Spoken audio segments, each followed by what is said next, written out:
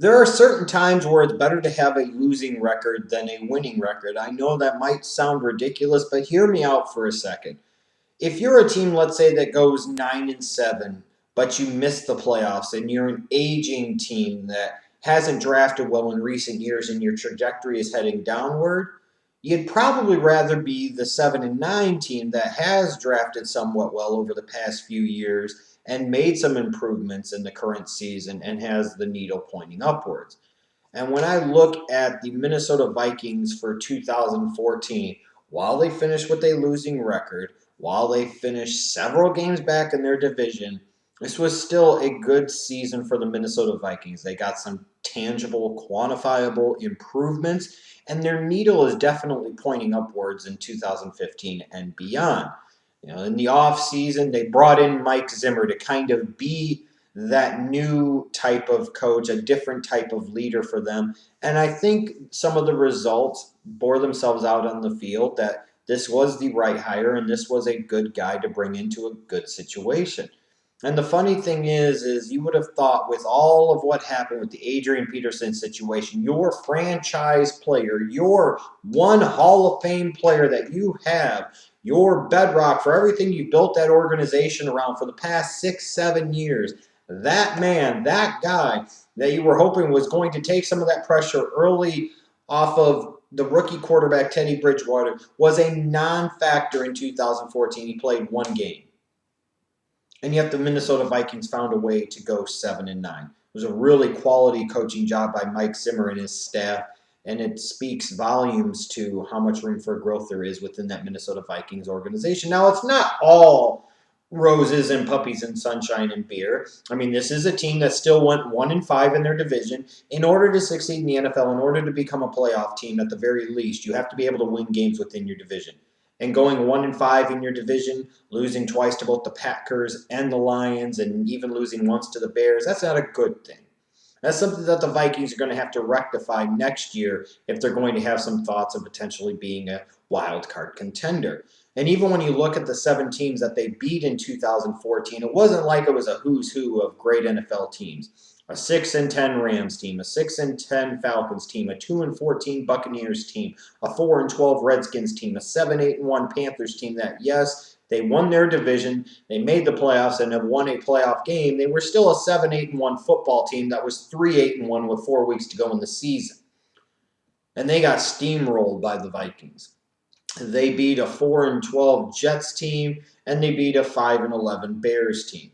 So there's not a single team amongst the Vikings' 7 victories that came against a winning team. Not a single one of those wins.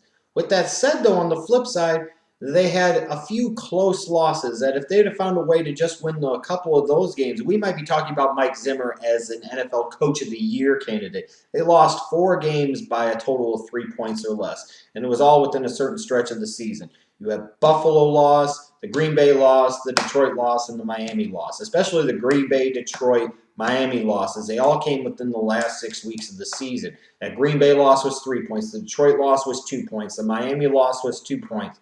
If the Vikings find a way to even win, let's say, 2 of those 4 close games, maybe they find a way to hold off Buffalo, and maybe they find a way to beat Miami in overtime instead of having that block kick punt result in a safety. You're talking about a 9-7 Vikings team.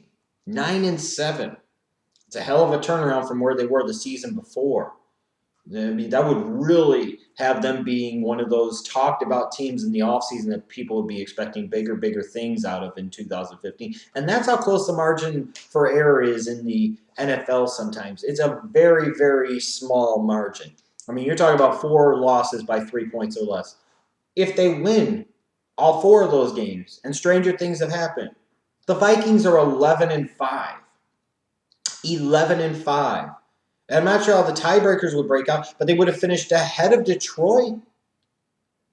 Because Detroit at that point in time then would have been 10-6. The Minnesota Vikings would have been at least a wild card team. And with beating the Green Bay Packers once, potentially could have won the NFC North. Just think about that. Not likely, but I'm just saying, a possibility. That's how close that margin for error can be, and the difference between winning 9 or 10 games and winning 7 games is in the National Football League. 4 losses by 3 or fewer points.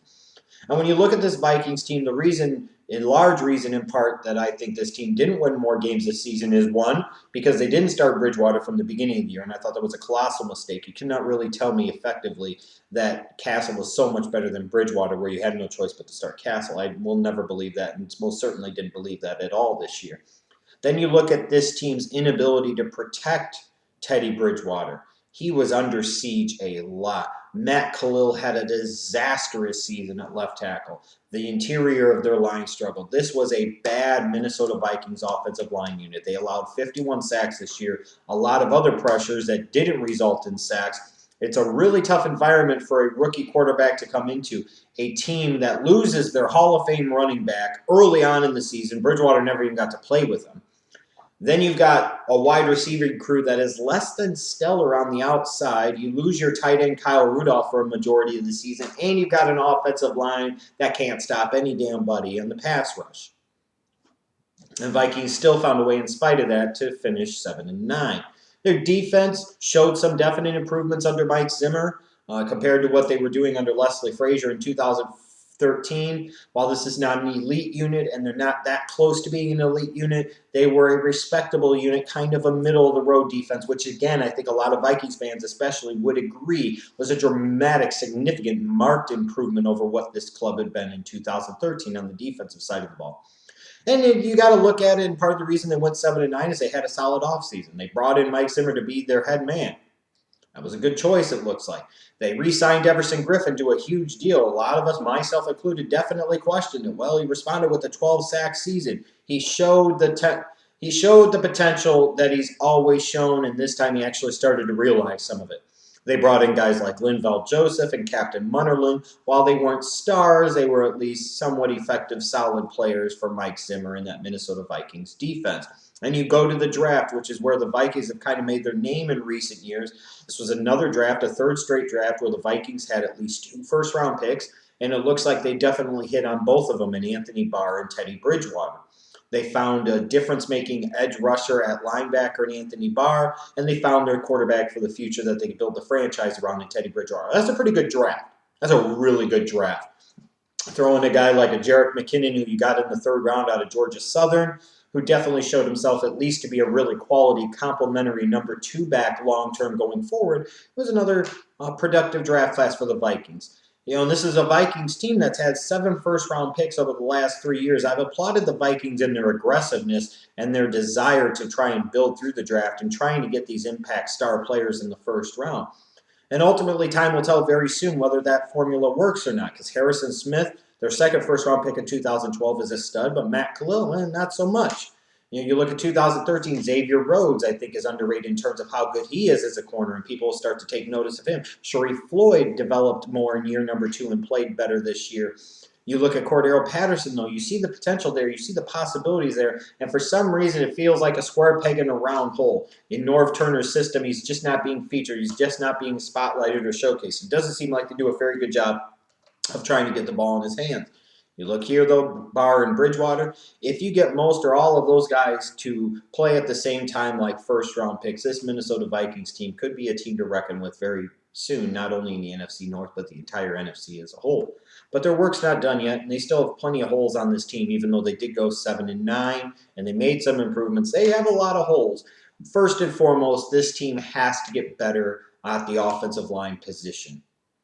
Tackle, guard, center, whatever, especially tackle and guard, I would say. Is Matt Khalil a guy that you want to give another shot at left tackle in 2015? I don't know. If he is, you at least need to bring in a better right tackle. If you don't think Khalil can stick long-term at left tackle, then you need to explore moving him to the right side of left guard. Then you need to prioritize getting a left tackle this offseason, whether it's free agency or the draft. Teddy Bridgewater is your franchise player. He's your franchise piece. And you have to do more to help him. You have to surround him with better pieces. You have to give him more opportunities to succeed. And the only way he's going to have more opportunities to succeed is if he has more time in the pocket to be able to throw the damn football. And with the current offensive line situation of the Minnesota Vikings, I'm surprised Bridgewater had half the rookie season that he did. That offensive line was putrid. They were atrocious. Khalil was terrible, but he wasn't the only one that was terrible. They need help inside at guard as well. The guard position has been something I think has been very lacking for the Vikings for many years, and it most certainly showed itself that way in 2014. You got to look at the wide receiver position. Charles Johnson had a nice stretch to close out the season. Greg Jennings played like a solid, reliable veteran number 2 type and showed some good chemistry with Teddy Bridgewater. Cordero Patterson, though, I think regressed, didn't progress like I anticipated in year number 2 in 2014. And you look at this team, you had Jarius Wright, a nice slot option, but they really need another difference maker on the outside. They need a legitimate number 1 type of wide receiver. Greg Jennings is in his 30s. Charles Johnson, how much more are you really going to get out of him than what you actually did get? Jarius Wright, again, kind of a limited player. Cordero Patterson might never develop. And if that's not the case, you got to, again, help out your young quarterback, Teddy Bridgewater. They also need to find that difference maker at running back.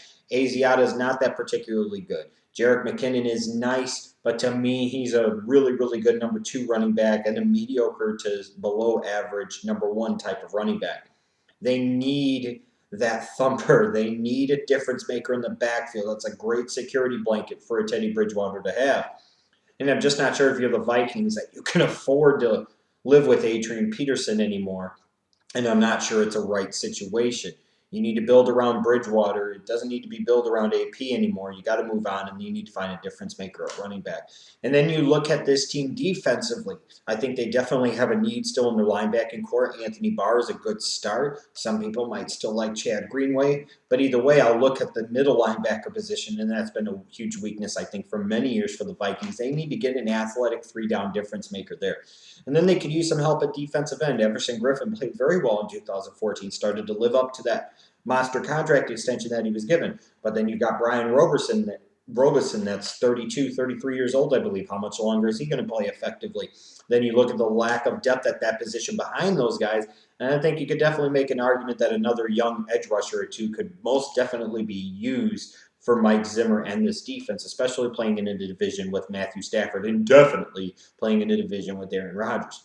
The Minnesota Vikings needle is definitely pointing upwards. Like you look at the New Orleans Saints, they went 7-9. I'd argue their needle's going this way, even with having Drew Brees in the fold.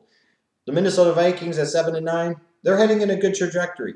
And if this team has a really solid offseason and gets some of the pieces they need in the places they need them, this is a Vikings team that's going to have a lot of playoff buzz surrounding it in 2015, and deservedly so.